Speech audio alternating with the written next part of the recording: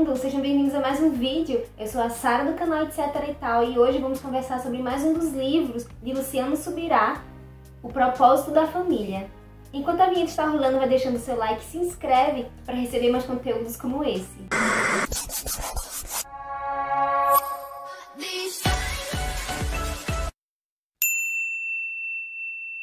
Luciano Subirá é autor de vários livros cristãos. Ele tem um ministério bíblico que é interdenominacional, faz conferências no Brasil e no exterior, é um pastor muito reconhecido e respeitado. Esse livro foi lançado em 2013, há quase 10 anos, né? Está dividido em 3 partes: a família, o casamento e a vida conjugal. Ele traz, como sempre, versículos, né, para fundamentar seus argumentos, e não é de qualquer maneira, simplesmente jogada, não. Ele se aprofunda no significado da palavra pelo léxico da concordância de Strong. Assim nós compreendermos melhor o contexto, né, porque aplicaram aquela palavra, o que a gente pode inferir da afirmação contida naquele versículo. Eu amo ler os relatos dele com a família, com a esposa, com os filhos e também com o ministério. Sempre são grandes inspirações para mim. Desde a introdução, nós recebemos conteúdos valiosíssimos. Quem fez a introdução desse livro aqui foi o pastor Marcos Borges, que é conhecido também como Pastor Coach. Ele comenta brevemente sobre as 4 revoluções na área sexual que existiram ao decorrer da história humana, as que repercutiram globalmente. A primeira, que foi entre Jesus e a igreja primitiva, quando Jesus libertou a mulher, resgatando, né, o seu valor como imagem e semelhança de Deus, como auxiliadora do homem, idônea. Jesus também restaurou os direitos da mulher, confrontou a cultura sacerdotal do divórcio e adultério e indiretamente condenou também a poligamia. Jesus restaurou o sacerdócio da mulher, porque mulheres participaram diretamente no ministério de Jesus. Depois ele fala sobre o movimento monástico, que foi um movimento de muitos cristãos para guardar a sua espiritualidade, para não se contaminar com as coisas do mundo. Eles se isolaram. Acabou que com o tempo esse isolamento fez com que construísse uma cultura religiosa rigidamente celibatária. E aí foi quando o sexo passou a ser visto como algo carnal. Depois veio Lutero, né, defendendo o casamento monogâmico. E por fim, a última revolução que ele cita é a de 1960, que ele chama aqui de o fútil legado americano. E aqui ele enumera, né, mudanças sociológicas, né, da ascensão americana, o movimento feminista, a pílula. E ele também cita consequências sociológicas, né, que veio a partir dos anos 70, com a epidemia de adolescentes grávidas, pais precoces, a indústria do aborto, o aumento exponencial de desordens psicoemocionais, abuso infantil, confusão, né, entre correção e violência, delinquência, enfim. O conceito de família sem casamento. E por que Satanás bombardeia tanto a família? Luciano Subirá vai responder para nós de forma bastante lúdica. Deus se revela através das relações familiares, porque assim como quando conversamos com crianças que precisamos conversar na linguagem delas, porque elas não compreendem, né, muita coisa ainda do mundo, devido à limitação da nossa capacidade de entendimento sobre o mundo espiritual, Deus também precisa fazer o uso de figuras de linguagem. E ele usa várias figuras de linguagem, né? A Bíblia está cheia de figuras de linguagem, mas principalmente a família. Eu posso citar aqui o amor sacrificial da mãe, o desejo de agradar do pai, a relação entre pais e filhos quando se trata de correção e disciplina, a relação do noivo e da noiva, de marido e mulher. Então, já que Deus usa as relações familiares para se comunicar conosco, consequentemente, a nossa visão de família e as experiências que temos em família, com os nossos pais, irmãos, vai afetar sempre a nossa forma de compreender Deus. Muita gente tem dificuldade de ver Deus como um pai amoroso, porque nunca se sentiu amada pelo pai natural. As pessoas que foram abandonadas pelos pais, elas têm facilidade em se sentirem abandonadas por Deus. E uma criança, por exemplo, que cresce em um ambiente onde as promessas não são cumpridas, elas vão acabar tendo dificuldade em acreditar também nas promessas que Deus fez. Apesar disso ser um fato, isso não significa que as pessoas que não tiveram uma boa experiência familiar, elas estão fadadas a ter uma vida espiritual de fracasso. Mas elas vão sim precisar reaprender sobre visão familiar, vão precisar mudar a mentalidade que adquiriram. Por que que Satanás investe tanto na prostituição, na banalização do casamento? Porque o casamento é uma dupla aliança. Ela é um compromisso, né, uma aliança feita entre o casal e também do casal com Deus. Subirá se aprofunda bem, né? Em vários capítulos ele fala sobre aliança, sobre o matrimônio. Eu não vou nem tentar resumir aqui porque realmente é muita coisa. Mas o que precisamos entender basicamente é que as alianças de Deus são inquebráveis. E uma vez que entendemos a forma como Deus encara as próprias alianças que Ele faz, nós podemos compreender um pouco também do que Ele espera das alianças que fazemos. O mundo não leva o casamento a sério, né? Nós já deveríamos esperar sobre isso. Mas o fato é que com o decorrer do tempo, dos anos, a igreja ela foi perdendo o foco do que realmente significa o casamento, do quão profundo é a aliança do casamento. Para Deus sempre foi e continua sendo e sempre será um compromisso para a vida toda. E principalmente a família, ela tem o propósito divino. Como eu falei anteriormente, né, Deus usa as relações familiares para se comunicar conosco. O casamento é uma aliança e não um simples contrato. Sobre o divórcio, eu também não vou me aprofundar muito aqui porque também é um assunto que precisa ser falado com muita cautela e não há tempo nesse vídeo para isso. Talvez, se vocês quiserem, eu posso até dissecar o que o autor traz aqui na obra sobre o divórcio, mas por hora eu vou trazer um recorte que é para vocês terem noção da profundidade dos argumentos que ele traz pra gente. Tá lá na página 146. Devemos examinar a questão do divórcio e novo casamento sobre o prisma de 3 períodos. O primeiro, de Adão até Moisés, quando Jesus disse lá em Romanos 5,14, não foi assim desde o princípio, não há menção de Deus tratando o divórcio nessa fase da história da humanidade. O segundo período é de Moisés até Jesus. Algo que devemos compreender é que na lei mosaica, a lei de Moisés, né, o divórcio foi permitido em caráter de exceção por um único motivo, a dureza do coração dos homens. O terceiro período, a nova aliança.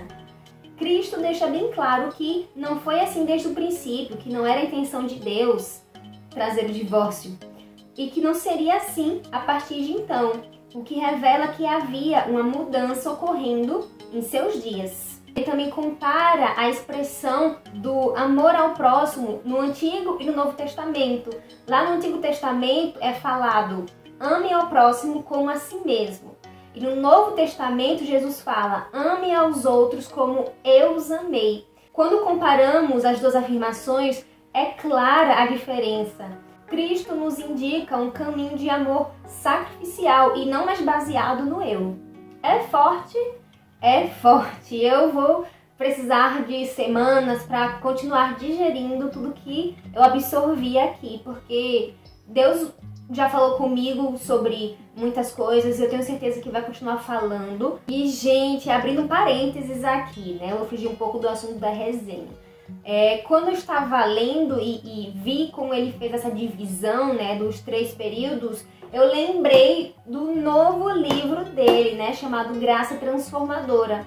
Pelo que eu bati o olho, eu não cheguei a ler, né, eu só folheei algumas coisas só para ter um pouco de ideia sobre o que se trata, né, pela curiosidade, né. E aqui ele se aprofunda sobre como a graça do Senhor, ela permeou em momentos históricos diferentes. Nos 3 que ele já cita nesse outro livro da família.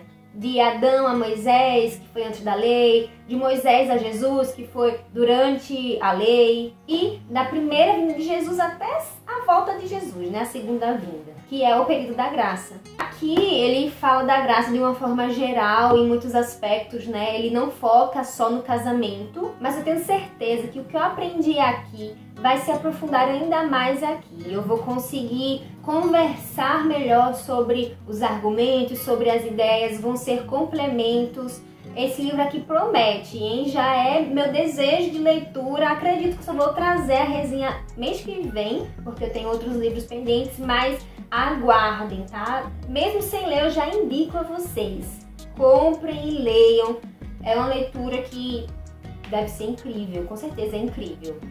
O que fazer então para restaurar o casamento? O primeiro milagre de Jesus foi em um casamento. E Luciano Subirá afirma que acredita que isso não é por acaso, porque isso mostra que antes de Deus querer realizar qualquer tipo de milagre, como cura, libertação, ele prioriza a família. Eu não vou ler a passagem toda, tá? Para não me estender, mas quem quiser ler, acompanhar direitinho, tá lá em João, capítulo 2, do versículo 1 ao versículo 11. E o primeiro ponto a ser observado é que Jesus só realizou o milagre porque ele já estava lá. A intenção deles não foi chamar Jesus como um bombeiro, né, nas últimas horas para socorrer ou apagar um prédio que já está em chamas. Ele estava ali como um convidado, desfrutando, como todos os outros. O vinho acabar foi algo que simplesmente aconteceu, não estava nos planos, né, do casal acabar o vinho na festa. O vinho na Bíblia é uma figura de alegria. Nós vemos e ouvimos em relação ao casamento, desde os tempos remotos, que o vinho sempre acaba. No início as pessoas vivem embriagadas de amor, paixão pelo cônjuge, né? Mas com o tempo elas ficam perplexas, como seus sentimentos desaparecem. O matrimônio, de maneira geral, está falido, pois o vinho sempre acaba. Mas quando Jesus está presente, se estabelece a diferença. Haviam 6 talhas. Esse número sempre fala algo que é humano. O 6 é chamado de número do homem. E nós percebemos então que o milagre não depende só de Deus. Há uma participação do homem. As talhas são o recipiente para o vinho, que normalmente são pedras cavadas. E o significado espiritual dessas talhas sugere que precisamos ser trabalhados por Deus em nossa forma de ser. A água simboliza a palavra e também o Espírito Santo. E naquele milagre foi a matéria-prima para o milagre acontecer. É muito importante, naturalmente falando, lidando com emoções, né, com sentimentos, que lidemos bem, com responsabilidade, com compromisso um com o outro, mas vale ressaltar que se não formos cheios da presença de Deus, o vinho não aparecerá. Finalizando, quero chamar sua atenção para a qualidade do milagre. Jesus, ele deu o que havia de melhor no vinho. Quando Deus faz um milagre, o que se experimenta é algo inédito, superior a tudo que já experimentaram. Subirá discorre bastante entre os direitos e deveres do marido e da esposa no lar. Fala também, inclusive, sobre a relação sexual, de como é importante o casal ir do clima para o clímax, quais seriam os limites do prazer. Ele discute sobre sexo anal, oral, masturbação e até mesmo o ato no período menstrual. Tudo isso baseado principalmente na Bíblia, né? À luz da Bíblia. No último capítulo, ele comenta brevemente sobre a criação de filhos. Brevemente mesmo, porque só são 7 páginas. Mas, hoje em dia, ele já possui um livro inteiro voltado apenas para a criação de filhos, que é chamado de Como Flechas. Eu ainda não tenho, né? Mas se quiser me dar de presente, eu aceito, tá? Esse é um livro introdutório sobre muitos temas. É um livro bem completo para quem está aí iniciando a jornada, quem quer viver um casamento, construir uma família alinhada aos ideais do Senhor. Vai chacoalhar muita gente e nos desafiar a viver a verdade da palavra. Aqui o Luciano Subirá realmente mostra, né, todos os argumentos e você fica sem poder até contra-argumentar, porque contra a Bíblia não há o que fazer. A gente, como cristão, como verdadeiros seguidores dos ensinamentos de Jesus Cristo, temos que aprender sim a vivermos de forma radical contra os padrões estabelecidos pelo mundo. É um livro muito bom, eu já disse várias vezes isso aqui. Eu amei ler, trouxe muitas verdades à tona e fui bastante confrontada em alguns assuntos, mas eu preciso pontuar algo aqui. Se você fizer a leitura direta, sem muitas interrupções, como eu fiz, em poucos dias, você vai perceber que o autor, ele repete assuntos, ele repete até argumentos que ele já tinha usado em capítulos anteriores. E eu entendo que os assuntos, eles estão interligados, eles são intrínsecos, né? Afinal de contas, não dá pra falar de família sem casamento, casamento sem família, sem relação conjugal, enfim. Mas eu não sei, a maneira que ele organizou ficou bem redundante. Se compararmos com livros mais atuais dele, por exemplo, esse livro aqui, ó, que eu já trouxe até resenha, Até que Nada Mais Importe, ele já tá organizado de uma forma diferente. A gente pode perceber que houve um amadurecimento na escrita, né? Afinal de contas, fazem quase 10 anos que esse aqui foi lançado, então a gente perdoa, né? Há uma nova versão do livro, eu não possuo, eu pretendo adquirir depois e eu vou comparar se há alguma alteração. Observação feita, eu me sinto agora na obrigação de ressaltar que apesar desses detalhes que eu falei, o livro não perde em nada a sua qualidade, não é por isso que ele deixa de ser bom. Para quem eu indico essa leitura? Para casados, isso aqui é uma leitura obrigatória, tá? Isso aqui pode salvar seu casamento, restaurar o seu casamento, ou então valores que você já perdeu, realinhar realmente a visão como casal.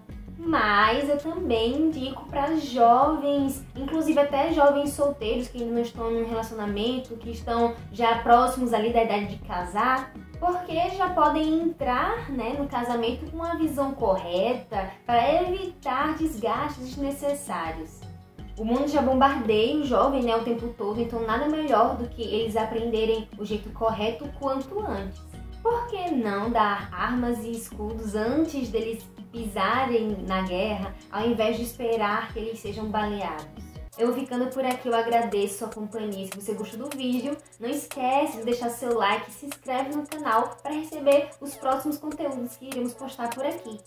Se você já leu, compartilha conosco aqui a sua experiência, o que mais te impactou na leitura, para incentivarmos ainda mais pessoas a lerem. Eu te convido a me seguir no Instagram.